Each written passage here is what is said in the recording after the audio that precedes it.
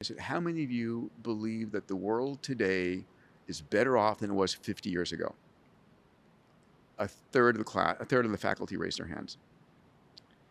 And then I said, how many of you believe that the world in the next 20 or 30 years will be better than the world today? And like 10% raised their hands. And I was like, okay, this is In not. Europe, it will be 0%. So this is not the faculty I want teaching my kids.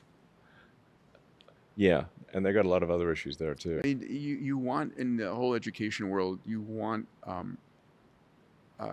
facts, yes, but I think we're wiring our neural nets constantly on our mindset is one of the most important things we have, right? Having a hopeful mindset, an abundant mindset, an exponential mindset.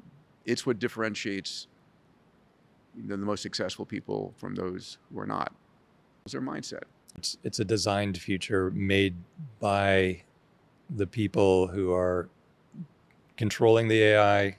And this is why you got into it. Why am I not doing just cars and spaceship? Well, because it is designed and can be directed toward any outcome that we want. It's not a force of nature that's going to sweep over us. It's a thing that we put into a lane and decide how it acts and decide what the rules are. And it's going to be incredibly important in deciding its own rules. How long before AI is asking questions and solving problems that we don't even understand?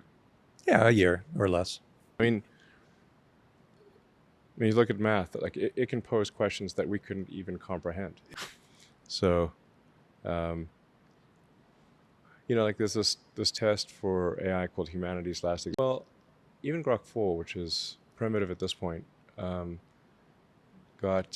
I think 52% on excluding visual questions. But I'm like, I read some of these questions and I'm like, okay, these are still questions that you can read and understand as a human. Right.